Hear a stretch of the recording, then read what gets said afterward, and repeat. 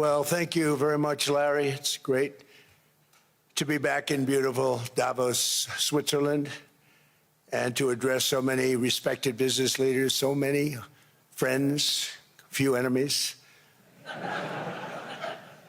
and all of the distinguished guests. It's a who's who, I will say that.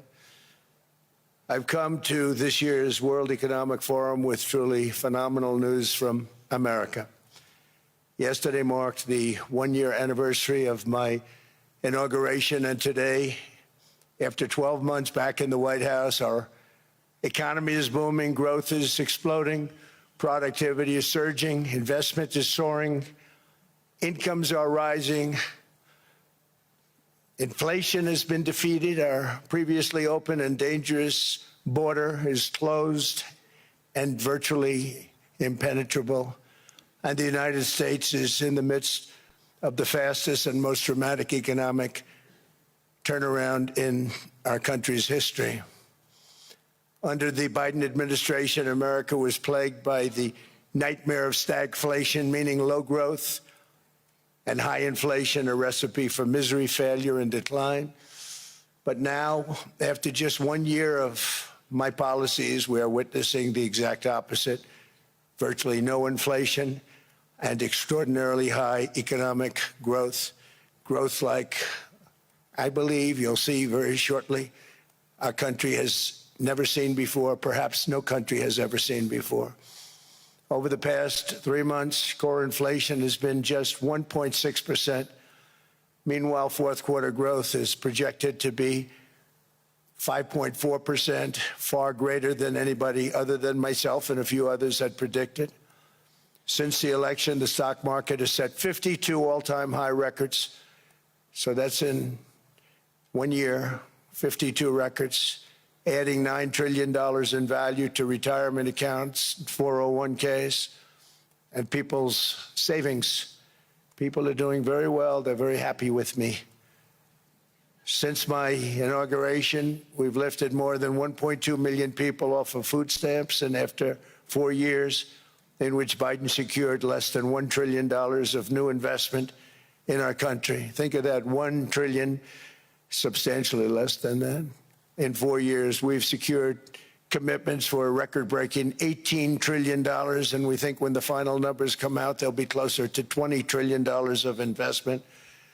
That's never been done by any country at any time, not even close. Just over 1 year ago, under the radical left Democrats, we were a dead country. Now we are the hottest country anywhere in the world. In fact, the United States economy is on pace to grow at double the rate that was projected by the IMF just last April. And with my growth and tariff policies, it should be much higher. I really believe we can be much higher than that. And this is all great news, and it's great for all nations.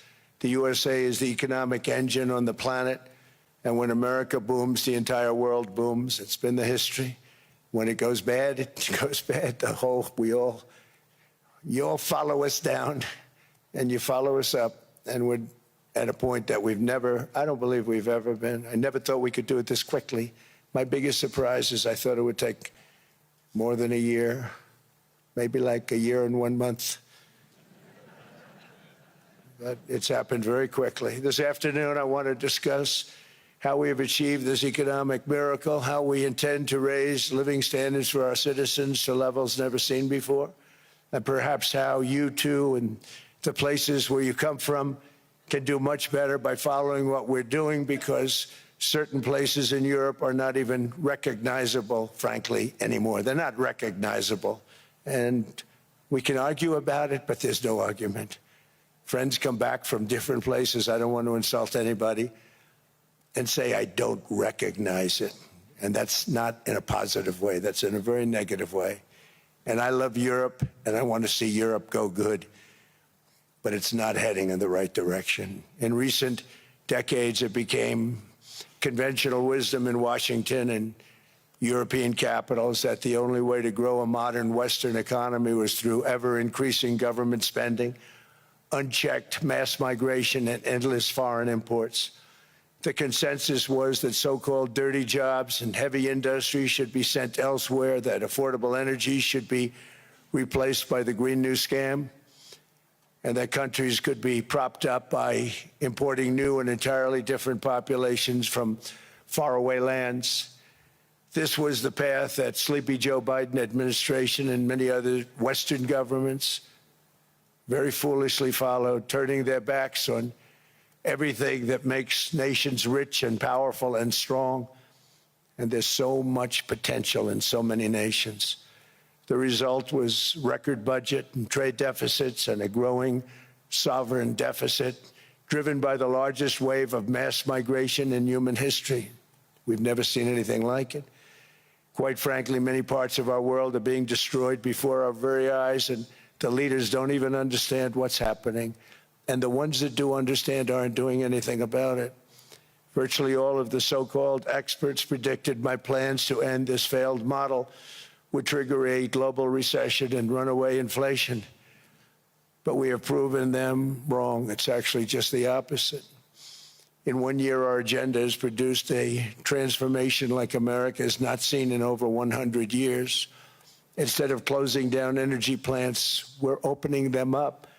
Instead of building ineffective, money-losing windmills, we're taking them down and not approving any.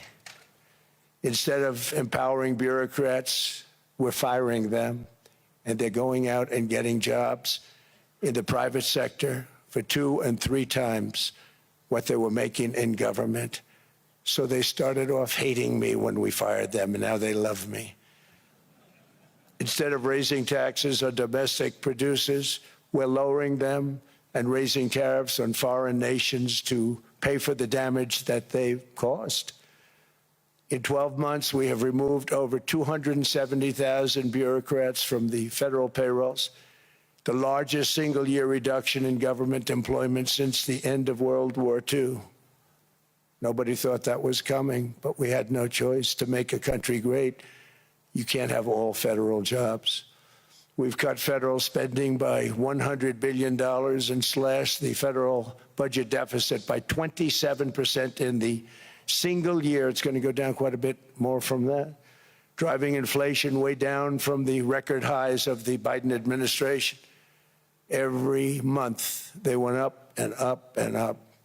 I promised to cut 10 old regulations for every single new regulation, but instead I've cut, actually till this point, 129 regulations for every 1 new regulation approved. So every time they come in with a new regulation, we do at least 10, but so far it's averaging out to 129, if you can believe it. In July, we passed the largest tax cuts in American history, including no tax on tips, no tax on overtime, no tax on Social Security for our great seniors.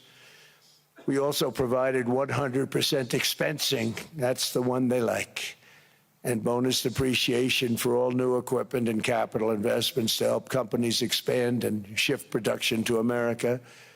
They are so in love with that. They build a plant, they're able to deduct it immediately, the whole thing, rather than waiting 38 to 41 years in the old days. This is a miracle taking place. Nobody thought it would ever be done by any country, but it's done by us. It was what made my first term the most successful 4-year term that we've ever had from a financial standpoint. And now we've upped it. This is a 10-year program, not a 1-year program. But you're allowed to deduct everything in 1 year. It used to be 38 to 41 years. With tariffs, we've radically reduced our ballooning trade deficit, which was the largest in world history. We were losing more than $1 trillion every single year, and it was just wasted. It was going to waste. But in 1 year, I slashed our monthly trade deficit by a staggering 77%, and all of this with no inflation, something everyone said could not be done. There were a couple of brilliant people that actually thought I was doing the right thing. I thought I was doing the right thing. Now they all think I'm doing the right thing because they can't believe the numbers. American exports are now up by more than $150 billion. Domestic steel production is up by 300,000 tons a month, and it's doubling over the next 4 months. It's doubling and tripling, and we have steel plants being built all over the country. Nobody thought they'd see that. Factory construction is up by 41%, and that number is really going to skyrocket right now because that's during a process that they're putting in to get their approvals, and we've given very, very quick, fast approvals. In the process, we've made historic trade deals with partners covering 40% of all U.S. trade. Some of the greatest companies and countries in the world. We have countries as our partner, too. The European nations, Japan, South Korea. They're our partners. They've gone into massive deals with us, especially on oil and gas. And these agreements raise growth and cause stock markets to boom, not only in the U.S., but virtually every country that came to make a deal, because, as you've learned, when the United States goes up, you follow. It's really become a staple. In America, I've stopped the nation-wrecking energy policies that drive up prices while sending jobs and factories to the world's worst polluters. They are indeed polluters. Under sleepy Joe Biden, new domestic oil and gas leases fell by 95%. Think of that. Then they wonder, why was gasoline going up so fast? The gasoline actually topped $5 a gallon, and some places $7 a gallon, and more than 100 major power plants were violently shut down by incompetent people that had no idea what the hell they were doing. Under my leadership, U.S. natural gas production is at an all-time high by far. U.S. oil production is up by 730,000 barrels a day, and last week we picked up 50 million barrels from Venezuela alone. Venezuela has been an amazing place for so many years, but then they went bad with their policies. 20 years ago, it was a great country, and now it's got problems, but we're helping them. And those 50 million barrels, we're going to be splitting up with them, and they'll be making more money than they've made in a long time. Venezuela is going to do fantastically well. We appreciate all of the cooperation we've been giving. We've been giving great cooperation. Once the attack ended, and they said, let's make a deal. More people should do that. But Venezuela is going to make more money in the next 6 months than they've made in the last 20 years. Every major oil company is coming in with us. It's amazing. It's a beautiful thing to see. The leadership of the country has been very good. They've been very, very smart. The price of gasoline is now below $2.50 a gallon in many states, $2.30 a gallon in most states. Then we'll soon be averaging less than $2 a gallon. In many places, it's already down even lower, $1.95 a gallon. Numerous states are at $1.99, numbers that nobody has heard for years. Actually, since my last administration, we got it down to around those numbers. I've signed an order directing and approval of many new nuclear reactors. We're going heavy into nuclear. I was not a big fan because I didn't like the risk, the danger, but they have the progress they've made with nuclear is unbelievable, and the safety progress they've made is incredible. We're very much into the world of nuclear energy, and we can have it now at good prices and very, very safe. And we're leading the world in AI by a lot. We're leading China by a lot. I think President Xi respects what we've done, in part because I've allowed these big companies building these massive buildings to build their own electric capacity. They're building their own power plants, which, when added up, is more than any country anywhere in the world is doing. I read recently an article in the Wall Street Journal that China's creating so much energy, and they are. I got to hand it to them. But we're creating as much or more, and we're letting them do that. I'm very proud of it. It was my idea. I said, you can't create this much energy. We needed more than double the energy currently in the country just to take care of the AI plants. And I said, we can't do that. We have an old grid system. And I came up with the idea, you people are brilliant, you have a lot of money. Let's see what you can do. You can build your own electric generating plants. And they looked at me, they didn't believe me. All of the names that are, I think, in the room right now, if you want to know the truth, they didn't believe it. And I said, no, you can't. They came back 2 weeks and they didn't have the plant. They said, we thought you were kidding. I said, no, not only am I not kidding, you're going to have your approvals within 2 weeks. I always say nuclear will take 3 weeks. But most aren't going that. They're going oil and gas. They're even going coal in some cases. Because of my landslide election victory, the United States avoided the catastrophic energy collapse which befell every European nation that pursued the Green New Scam, perhaps the greatest hoax in history. The Green New Scam, windmills all over the place, destroy your land, destroy your land. Every time that goes around, you lose $1,000. You're supposed to make money with energy, not lose money. Here in Europe, we've seen the fate that the radical left tried to impose on America. They tried very hard. Germany now generates 22% less electricity than it did in 2017. And it's not the current chancellor's fault. He's solving the problem. He's going to do a great job. But what they did before he got there, I guess that's why he got there. And electricity prices are 64% higher. The United Kingdom produces just 1/3 of the total energy from all sources that it did in 1999. Think of that, 1/3. And they're sitting on top of the North Sea, one of the greatest reserves anywhere in the world, but they don't use it. And that's one reason why their energy has reached catastrophically low levels with equally high prices. High prices, very low levels. Think of that, 1/3. And you're sitting on top of the North Sea, and they like to say, well, that's depleted. It's not depleted. It's got 500 years. They haven't even found the oil. The North Sea is incredible. They don't let anybody drill. Environmentally, they don't let them drill. They make it impossible for the oil companies to go. They take 92% of the revenues. So the oil companies say, we can't do it. They came to see me. Is there anything you can do? I want Europe to do great. I want UK to do great. They're sitting on one of the greatest energy sources in the world, and they don't use it. In fact, their electricity prices have soared 139%. There are windmills all over Europe. There are windmills all over the place, and they are losers.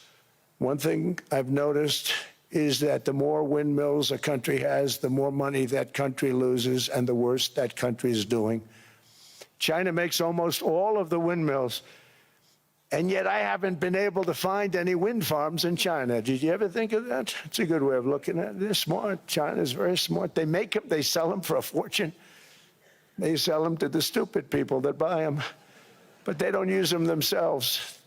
They put up a couple of big wind farms, but they don't use them. They just put them up to show people what they could look like. They don't spin. They don't do anything. They use a thing called coal, mostly. But China goes with the coal. They go with oil and gas. They're starting to look at nuclear a little bit, and they're doing just fine. They make a fortune selling the windmills, though, and I think really that's one that they wouldn't be surprised if it stopped. They are shocked that it continues to go. They're very friendly with me. They're shocked that people continue to buy those damn things. They killed the birds. They ruin your landscapes. Other than that, I think they're fabulous, by the way. Stupid people buy them. The consequences of such destructive policies have been stark, including lower economic growth, lower standards of living, lower birth rates, more socially disruptive migration, more vulnerability to hostile foreign adversaries, and much, much smaller militaries. The United States cares greatly about the people of Europe. We really do. I mean, look, I am derived from Europe. Scotland and Germany, 100% Scotland, my mother, 100% German, my father. And we believe deeply in the bonds we share with Europe. as a civilization. I want to see it do great. That's why issues like energy, trade, immigration, and economic growth must be central concerns to anyone who wants to see a strong and united West, because Europe and those countries have to do their thing. They have to get out of the culture that they've created over the last 10 years. It's horrible what they're doing to themselves. They're destroying themselves. It's beautiful, beautiful places. We want strong allies, not seriously weakened ones. We want Europe to be strong. Ultimately, these are matters of national security, and perhaps no current issue makes the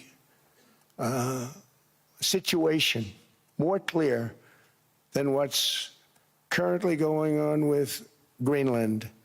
Would you like me to say a few words of Greenland?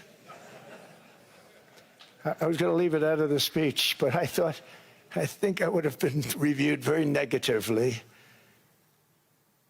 I have tremendous respect for both the people of Greenland and the people of Denmark, tremendous respect.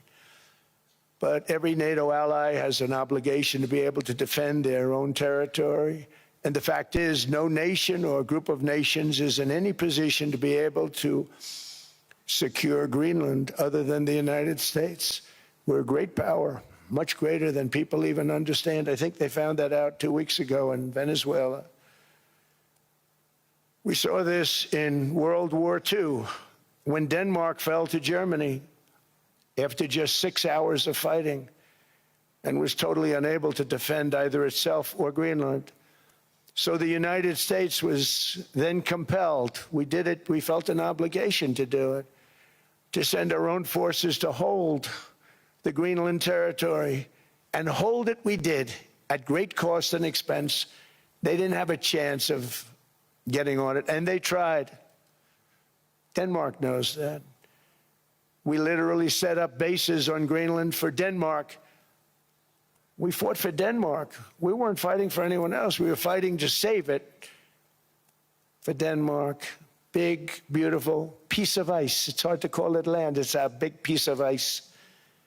But we saved Greenland and successfully prevented our enemies from gaining a foothold in our hemisphere. So we did it for ourselves also. And then after the war, which we won it big. Without us, right now you'd all be speaking German and a little Japanese, perhaps.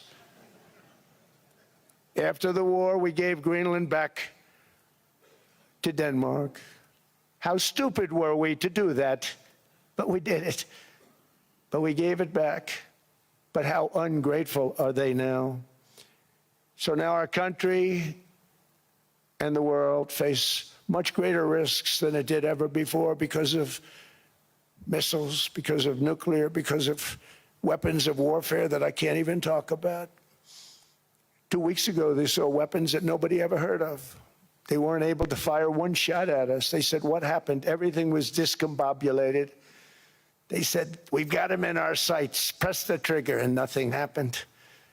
No anti-aircraft missiles went up. There was one that went up about 30 feet and crashed down right next to the people that sent it. They said, what the hell is going on?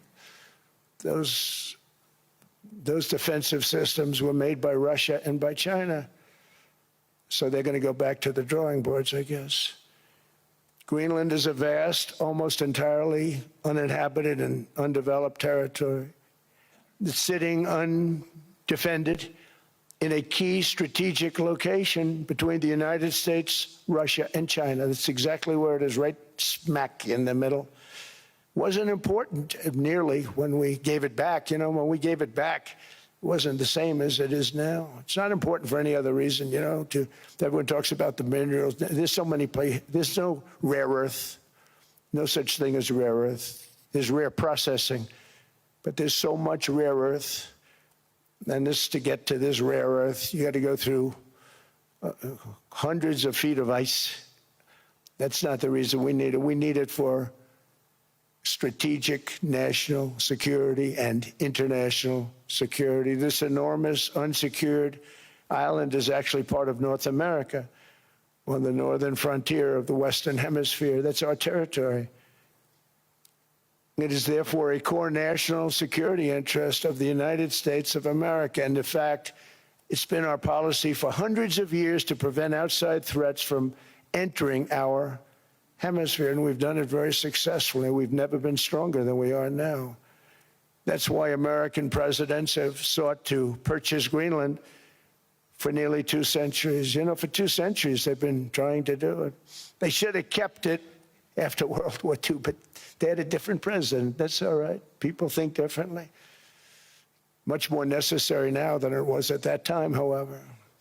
In 2019, Denmark said that they would spend over $200 million to strengthen Greenland's defenses.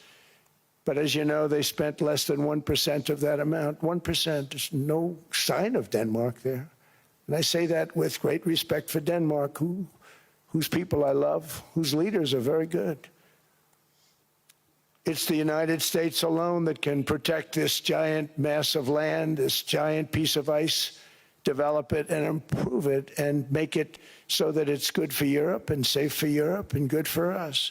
And that's the reason I'm seeking immediate negotiations to once again discuss the acquisition of Greenland by the United States, just as we have acquired many other territories throughout our history, as many of the European nations have. They've acquired, there's nothing wrong with it. Many of them, some went in reverse, actually, if you look. Some had great, vast wealth, great, vast lands all over the world. They went in reverse. They're stuck back where they started. That happens too. But some grow. But this would not be a threat to NATO. This would greatly enhance the security of the entire alliance, the NATO alliance. The United States is treated very unfairly by NATO. I want to tell you that. And when you think about it, nobody can dispute it. We give so much and we get so little in return. And I've been a critic of NATO for many years. And yet I've done more to help NATO than any other president by far, than any other person. You wouldn't have NATO if I didn't get involved in my first term. The war with Ukraine is an example. We are thousands of miles away, separated by a giant ocean. It's a war that should have never started, and it wouldn't have started if the 2020 U.S. presidential election weren't rigged. It was a rigged election. Everybody now knows that. They found out. People will soon be prosecuted for what they did. It's probably breaking news, but it should be. It was a rigged election. You can't have rigged elections. You need strong borders, strong elections, and ideally a good press. I always say it. Strong borders, strong elections, free, fair elections, and a fair media. The media is terrible. It's very crooked. It's very biased, terrible. But someday it'll straighten out because it's losing all credibility. Think of it. When I went in a landslide, a giant landslide, won all 7 swing states, won the popular vote, won everything, and they only get negative press. That means that it has no credibility. And if they're going to get credibility, they're going to have to be fair. So you need a fair press. But you also need those other elements. And I inherited a terrible, terrible situation. If you look, the border was open. The inflation was raging. Everything was bad with the United States when I came into office.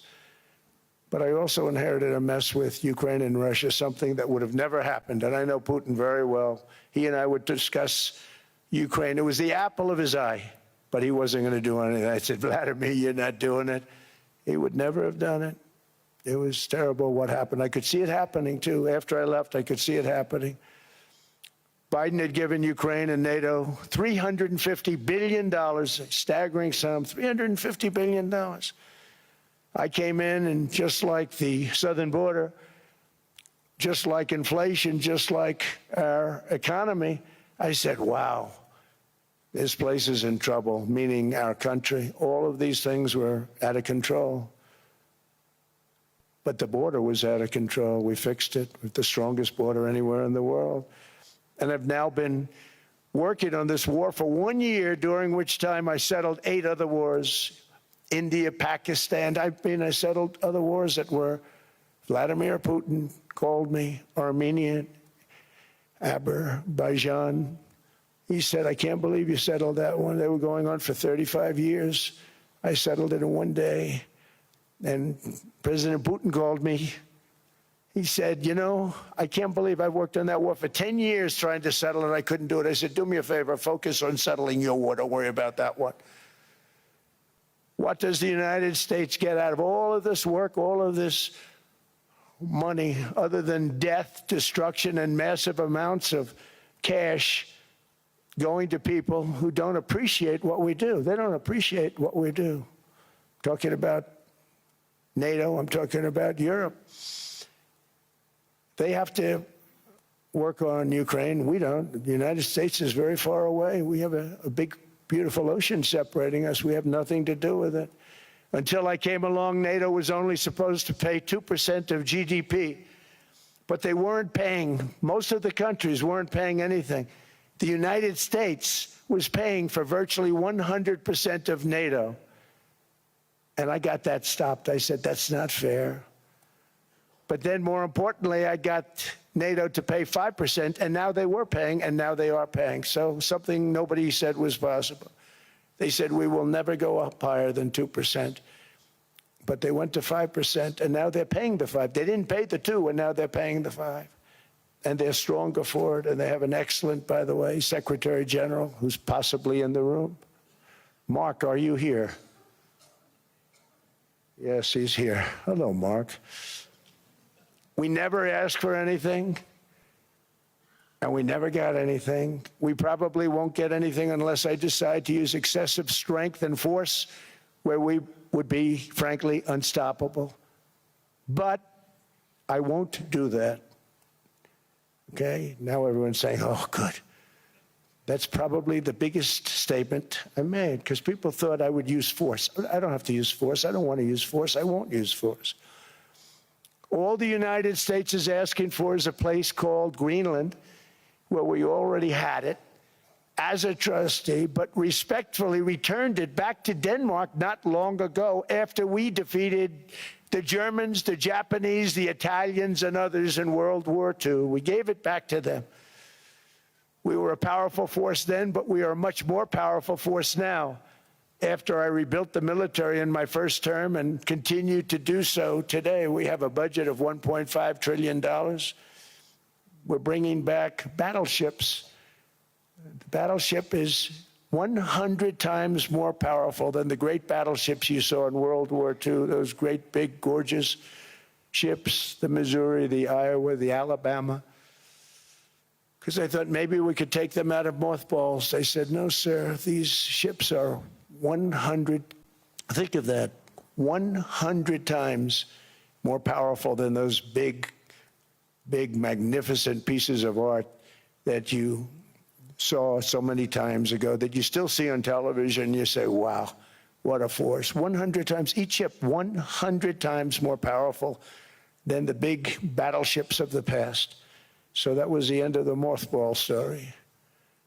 So what we have gotten out of NATO is nothing except to protect Europe from the Soviet Union and now Russia. I mean, we've helped them for so many years. We've never gotten anything, except we pay for NATO. And we paid for many years until I came along. We paid for, in my opinion, 100% of NATO because they weren't paying their bills. And all we're asking for is to get Greenland, including right title and ownership, because you need the ownership to defend it. You can't defend it on a lease. Number one, legally it's not defensible that way, totally.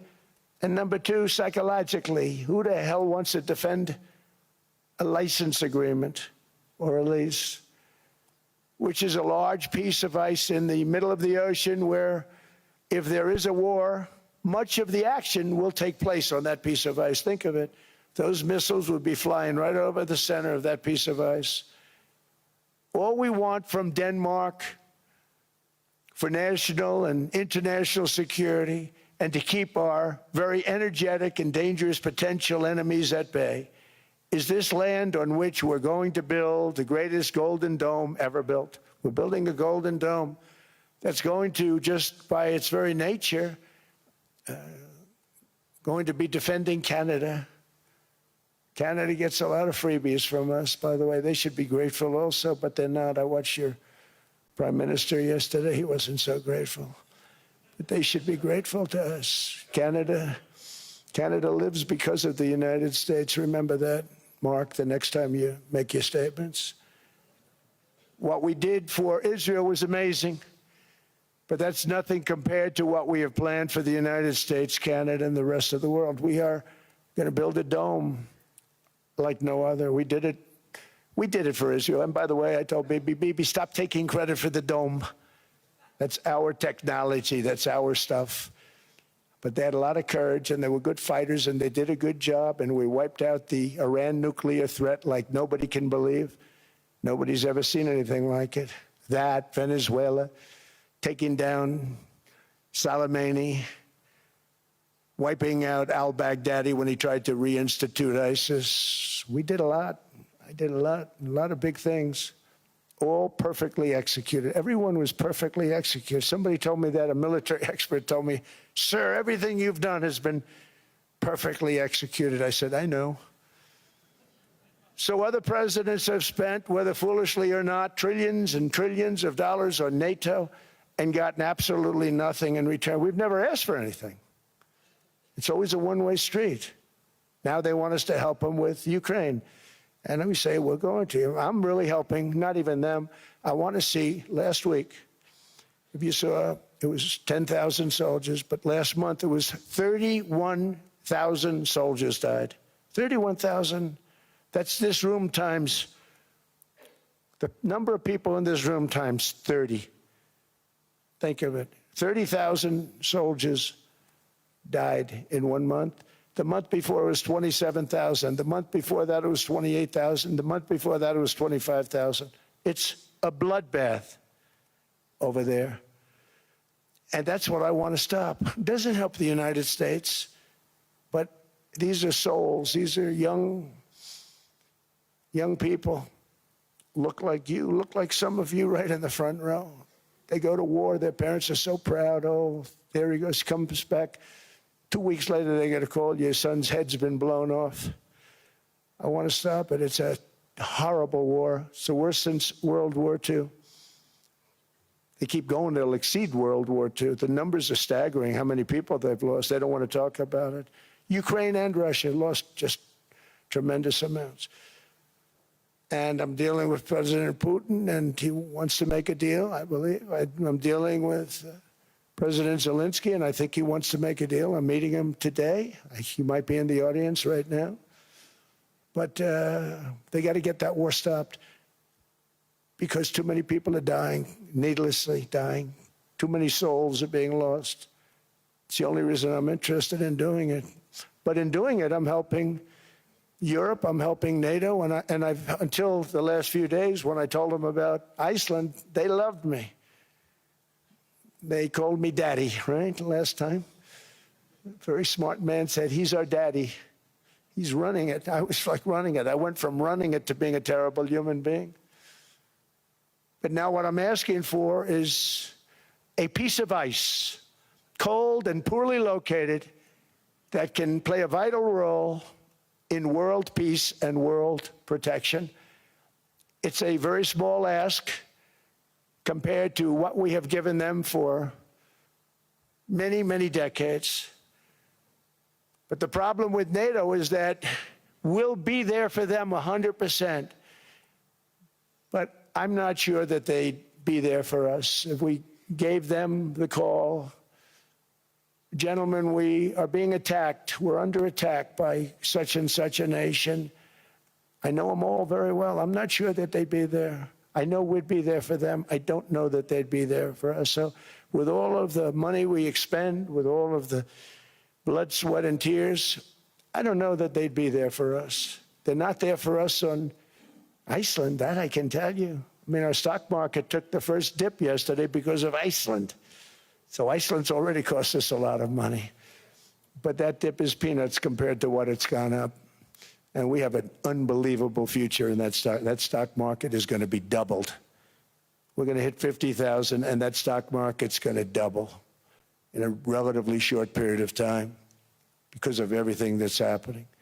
But this is a good example. After giving NATO and European nations trillions and trillions of dollars in defense, they buy our weapons. We make the greatest weapons in the world, but now we're going to make them faster, much faster. You saw that. I put a cap on the salaries. Then I put no buybacks, no stock buybacks, no various other things that they were doing.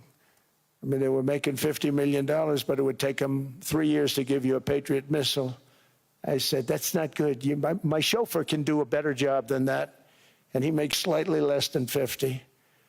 They make big salaries. If they're going to make those big salaries, they're going to have to produce a lot faster. The good news is we have the greatest equipment in the world. Now we're going to start making it a lot faster. They're going to build additional plants.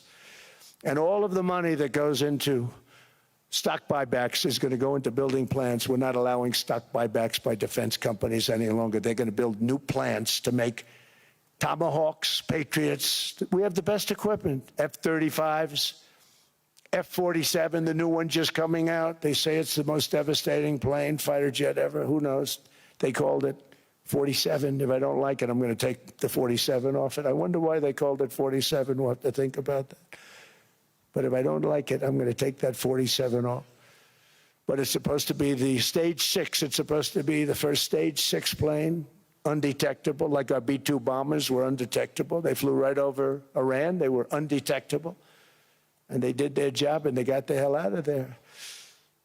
So we want a piece of ice for world protection, and they won't give it. We've never asked for anything else, and we could have kept that piece of land, and we didn't. So they have a choice. You can say yes, and we will be very appreciative, or you can say no, and we will remember. A strong and secure America means a strong NATO, and that's one reason why I'm working every day to ensure our military is very powerful, our borders are very strong, and above all, our economy is strong, because national security requires economic security and economic prosperity, and we have the greatest that we've ever had. Biden and his allies destroyed our economy and gave us perhaps the worst inflation in American history. They say 48 years, I say forever, but I think 48 years is the equivalent to forever. Whether it's 48 years or ever, it's terrible, costing the typical family $33,000. What they did to this country should never, ever be forgotten.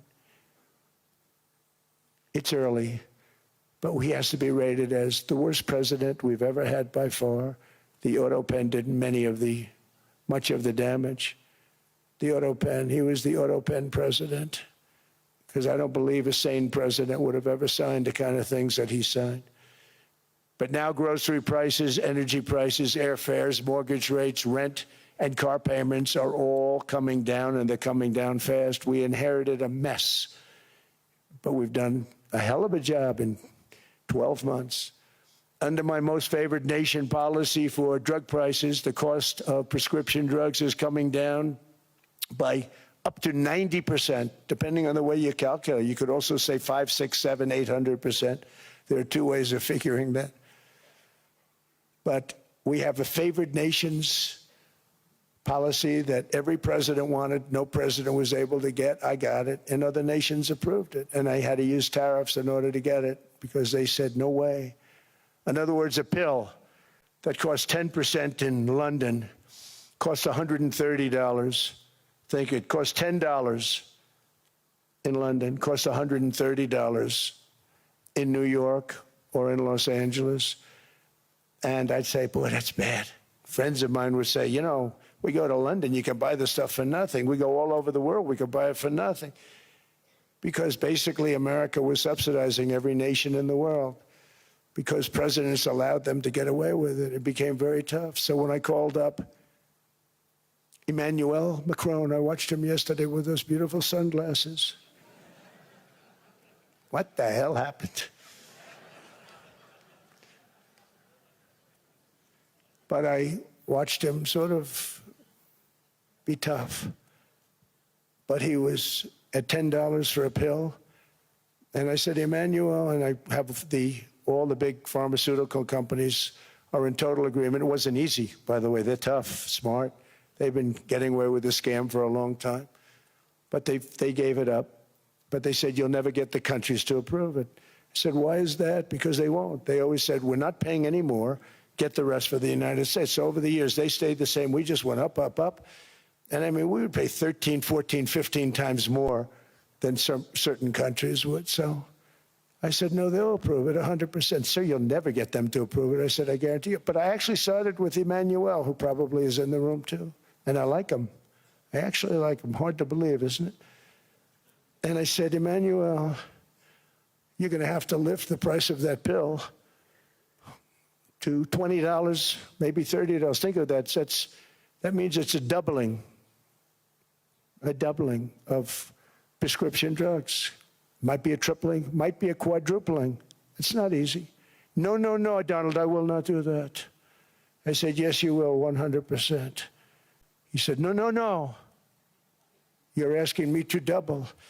I said, Emmanuel, you've been taking advantage of the United States for 30 years with prescription drugs.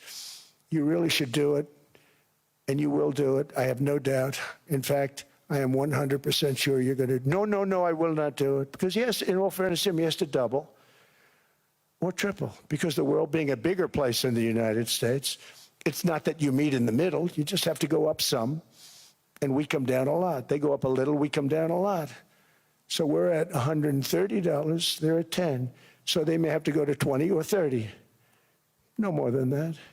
I said, Emmanuel, you're going to be doubling or tripling? No, no, no. I said, here's the story, Emmanuel. The answer is you're going to do it. You're going to do it fast. And if you don't, I'm putting a 25% tariff on everything that you sell into the United States and a 100% tariff on your wines and champagnes. And that's about 10 times more than what I'm requesting. And you're going to do it. I don't want to go public with it, but you may make me do that. No, no, Donald, I will do it. I will do it. It took me, on average, 3 minutes a country, saying the same thing. You will do it. They all said, no, no, no, I will not do it. You're asking me to double the cost of prescription. I said, that's right, because you've been screwing us for 30 years. And they said, we will not do it. I said, that's all right.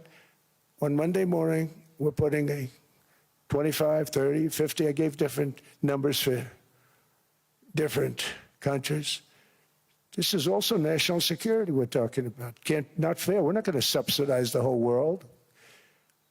And every one of those countries have agreed to do it. So one of the biggest things that I've done is the fact that we have now most favored nation. We will pay whatever the lowest price is in the entire world. So our drug prices are going to be coming down by staggering 90%. Again, you could say 1,000%, 2,000%. Depends on the way you want to figure it, but we'll go with the way the fake news likes it better because it sounds, can you imagine a 90% reduction sounds much worse. But drug prices are going to be coming down tremendously in all the nations, and I appreciate them doing it, but they did it. In all fairness, without tariffs, I wouldn't have been able to get it done. After declining $3,000 under Biden, real incomes are up in the United States by $2,000, $3,000, and even $5,000 and more. Home ownership has always been a symbol of health and vigor of American society, but that goal fell out of reach for millions and millions of people in the Biden era because interest rates went up so high.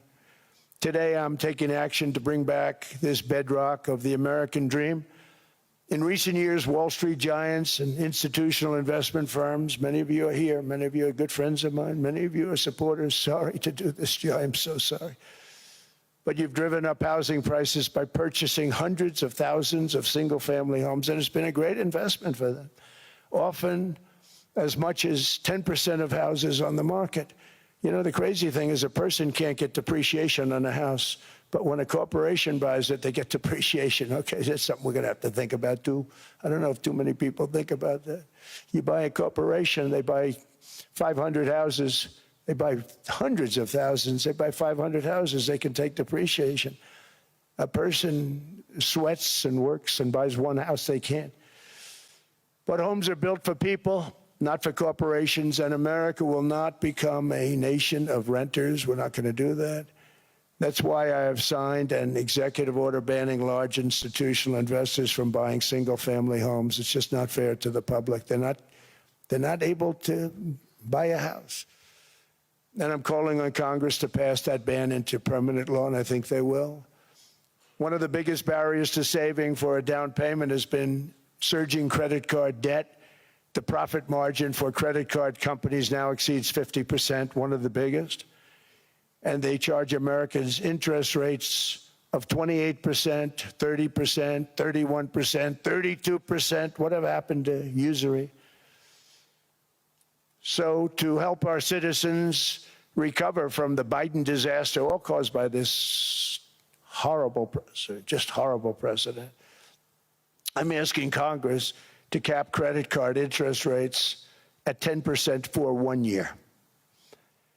And this will help millions of Americans save for a home. They have no idea they're paying 28%. They go out there a little late in their payment and they end up losing their house. It's terrible. To unleash innovation in savings and financing, I'm also working to ensure America remains the crypto capital of the world. And to that end, last year I signed the landmark Genius Act into law. Now Congress is working very hard on crypto market structure legislation, Bitcoin, all of them, which I hope to sign very soon, unlocking new pathways for Americans to reach financial freedom. And I did it for two reasons. Number one, I thought it was politically good, and it was. I got tremendous political support. But more importantly, China wanted that market too. It's just like they want the AI. And we've got that market, I think, pretty well locked up. If I didn't do it, Biden was totally against it until before the election when they realized that, there were millions of people voting against him over crypto. And all of a sudden, they loved it very much, but it was too late. They blew it. But it is politically popular, but it's much more importantly, we have to make it so that China doesn't get the hold of it. And once they have that hold, we're not going to be able to get it back. So I'm honored to have done it. Finally, I've instructed government-backed institutions to purchase up to $200 billion in mortgage bonds to bring down interest rates. And I'll be announcing a new Fed chairman in the not-too-distant future. I think he'll do a very good job. See, I gave away some of it. I did give that away. So we have something, got something, but somebody that's very respected. They're all respected. They're all great. Everyone that I interviewed is great. Everyone could do, I think, a fantastic job. Problem is they change once they get the job. They do. They're saying everything I want to hear, and then they get the job. They're locked in for 6 years. They get the job, and all of a sudden, let's raise rates a little bit. I call them, sir, we'd rather not talk about this. It's amazing how people change once they have the job, but it's too bad. Sort of disloyalty, but they got to do what they think is right. We have a terrible chairman right now, Jerome Too Late Powell. He's always too late. And he's very late with interest rates, except before the election, he was just fine for the other side. So we're going to have somebody that's great, and we hope he does the right job. Last week, the average 30-year mortgage rate dropped below 6% for the first time in many years. Another major factor in driving up housing costs was the mass invasion of our borders. And I have to say one thing about housing, because nobody ever says this. I am very protective of people that already own a house, of which we have millions and millions and millions. And because we have had such a good run, the house values have gone up tremendously. And these people have become wealthy. They weren't wealthy. They become wealthy because of their house. And every time you make it more and more and more affordable for somebody to buy a house cheaply, you're actually hurting the value of those houses, obviously, because the one thing works in tandem with the other. And I don't want to do anything that's going to hurt the value of people that own a house who, for the first time in their lives, are walking around the streets of whatever city they're in, very proud that their house is worth $500,000, $600,000, $700,000. Now, if I want to really crush the housing market, I could do that so fast and people could buy houses, but you would destroy a lot of people that already have houses. In some cases, they've mortgaged their house, and the mortgage would be very low, and all of a sudden the mortgage without any changes becomes very high, and they end up losing the house. I'm not going to hurt, and I speak with Scott, who's doing a fantastic job, and Howard, who's doing a fantastic job, and all of my people.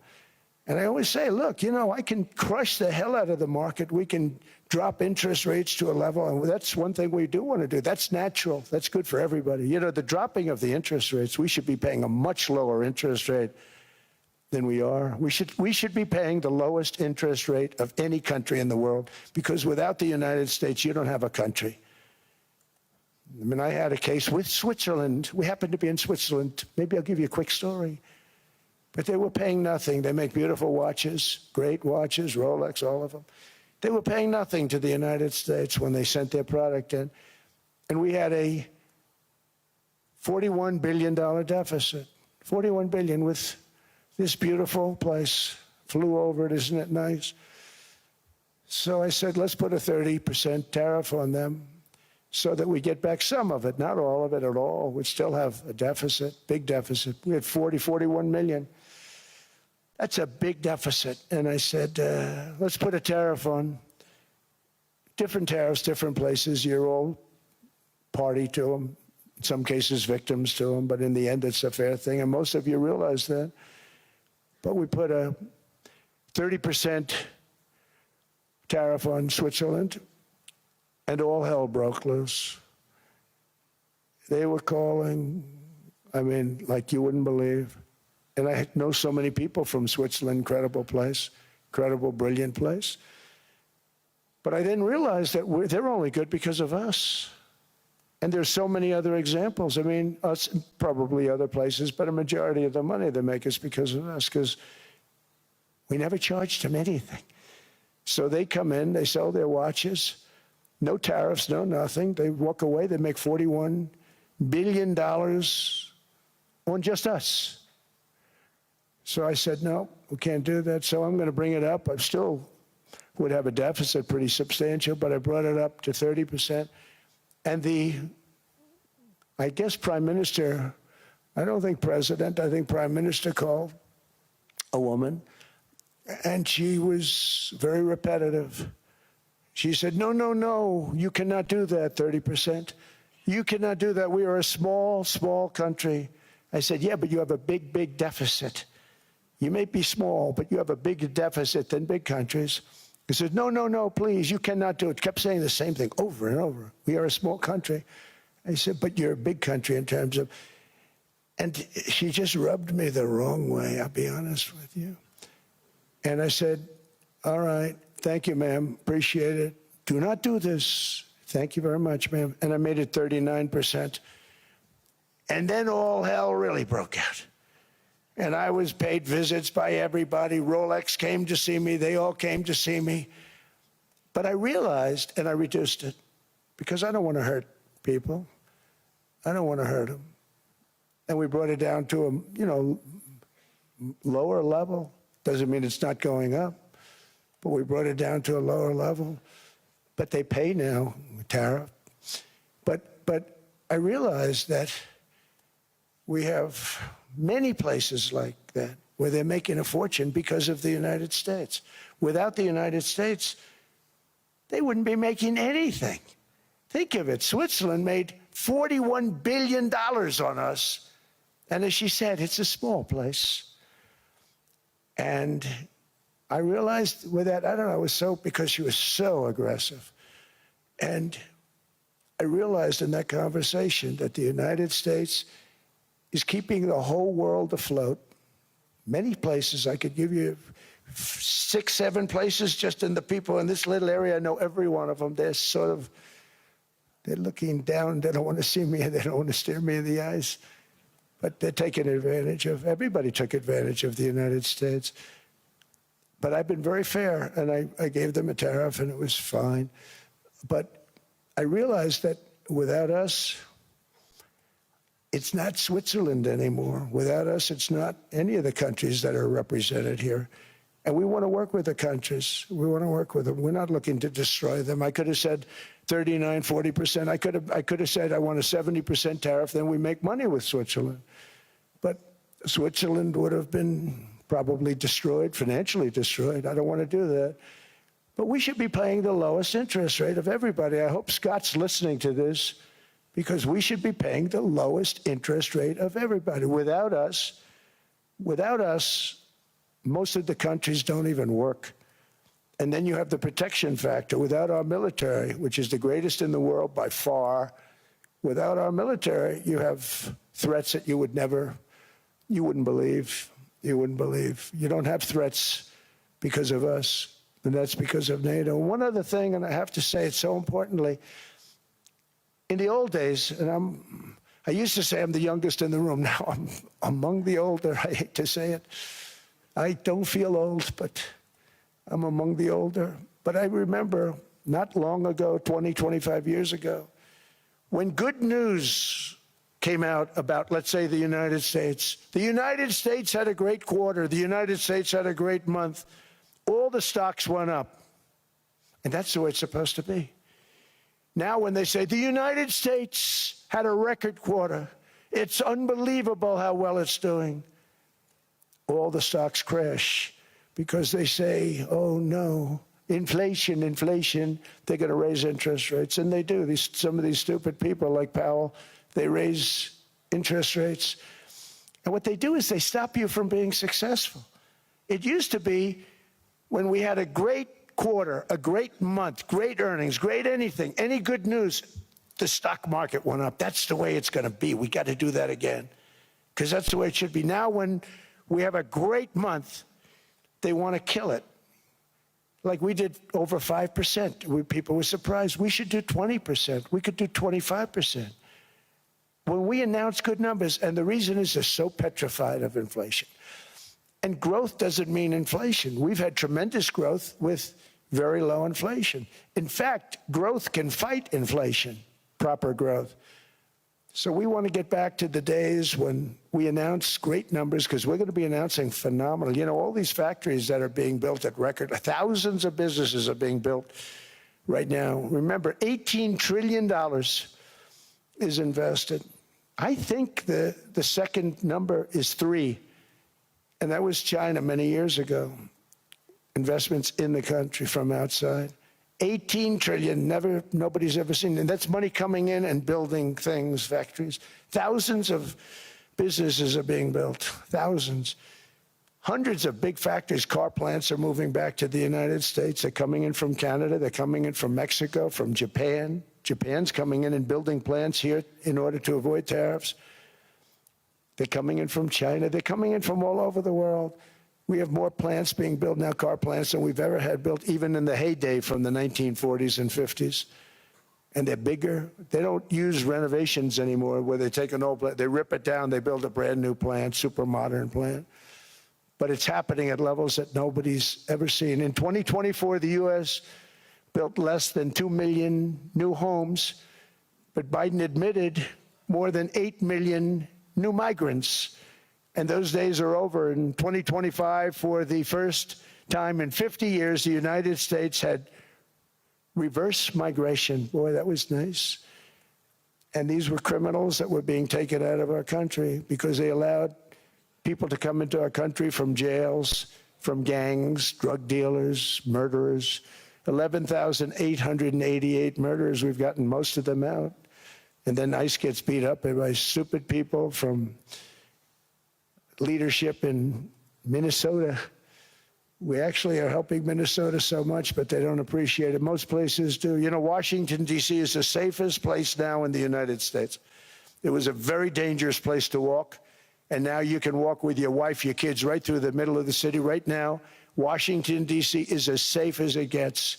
It was one of the most unsafe. I had to admit, we sent in the military, the National Guard. Within 2 months, it was great. Within 3 months, it's like a really great place and a safe place and a beautiful place. It's even been cleaned up. The graffiti's gone. The fences are gone. We don't have to worry about fences anymore. All of the places, the grasses are cut. and replaced with new grass in many cases. It's all going to happen in the spring. But Washington and D.C. is beautiful again, and it's safe. New restaurants are opening up. They were all closing. Now you can't get into a restaurant. Restaurants in Washington, D.C. are all opening. Memphis also, Memphis, Tennessee, New Orleans, Louisiana. We're there for 3 weeks. We've cut the crime down by 64%. Within another month, we'll have virtually no crime there. We can do that all over. We're going to help the people in California. We want to have no crime. I know Gavin was here. I used to get along so great with Gavin when I was president. Gavin's a good guy. And we're going to, if he needed it, I would do it in a heartbeat. I'd love to see. We did help them a lot in Los Angeles, a lot with the early in my term when they had some problems. But we would love to do it. I will say this, if I were a Democrat governor or whatever, I would call up Trump. I'd say, come on in, make us look good. Because we're cutting crime down to nothing. And we're taking people out, career criminals who are only going to do bad things, and we're bringing them back to their countries. But where we've done it, it's been amazing. And we have a capacity to do it at much greater levels.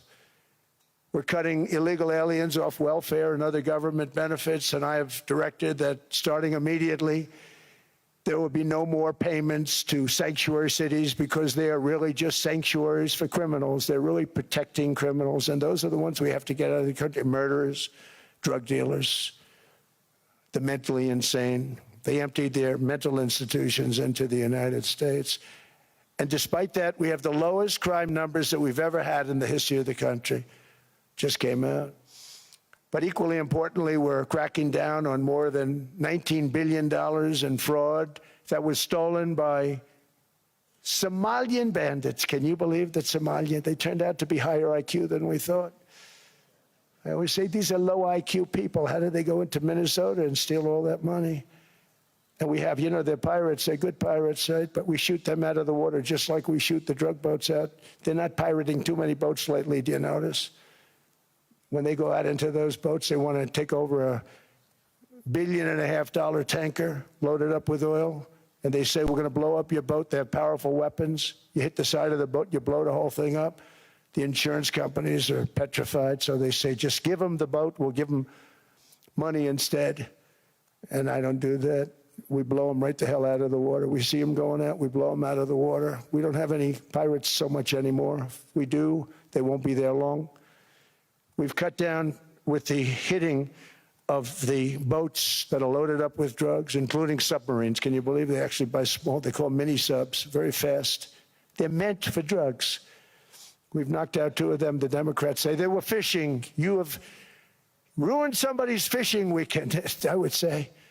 A submarine is not a fishing boat. You don't fish. But we've knocked down drugs by water, the oceans, the sea, by 97.2%. Think of that.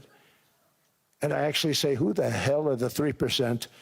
Because I would not want to be piloting one of those boats. We knocked them down, and now we're going to start on land. We're going to knock it all out. The land is the easy part. What we did on sea is incredible, and that's our great military. The situation in Minnesota reminds us that the West cannot mass import foreign cultures which have failed to ever build a successful society of their own. I mean, we're taking people from Somalia, and Somalia is a failed, it's not a nation. Got no government, got no police, got no military, got no nothing.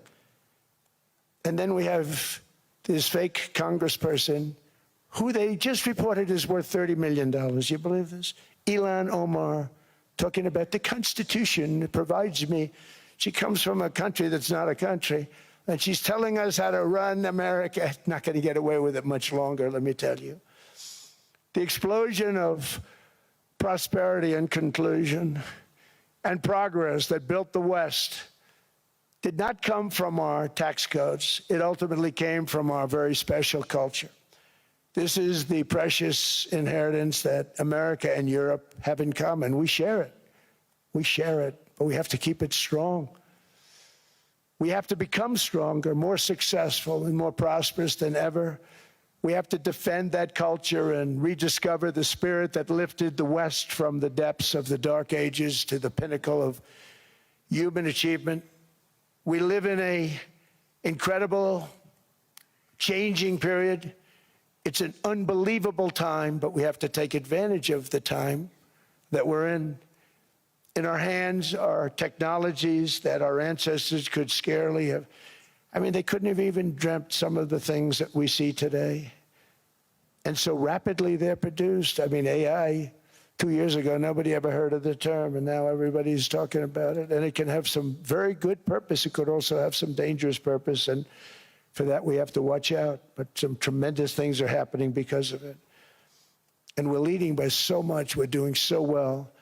But opportunities that are bigger and grander than ever before in human history are right before us. It is the pioneers in this room. Many of you in this room are true pioneers. You're truly brilliant people. Just your ability to get a ticket is brilliant because you have about 50 people for every seat. I don't know what, that's Larry. Everything Larry touches turns to gold. He made this very successful. But you're in this room, and some of you are the greatest leaders anywhere in the world. You're the greatest brains anywhere in the world. And the future is unlimited, and to a large part because of you, and we have to protect you, and we have to cherish you. I always say we have to cherish our brilliant people because there aren't many of them. So together with confidence, boldness, and persistence, let us lift up our people, grow our economies, defend our shared destiny, and build a future for our citizens that is more ambitious, more exciting, more inspiring, and greater than the world has ever seen. We're in a position to do things that nobody else has ever even thought of before. And many of the people in this room are the ones that are doing it, and I want to congratulate you, and I'm with you all the way. You can do things that nobody else can even think about. So I congratulate you on your tremendous success. And the United States is back, bigger, stronger, better than ever before. And I'll see you around. Thank you all very much.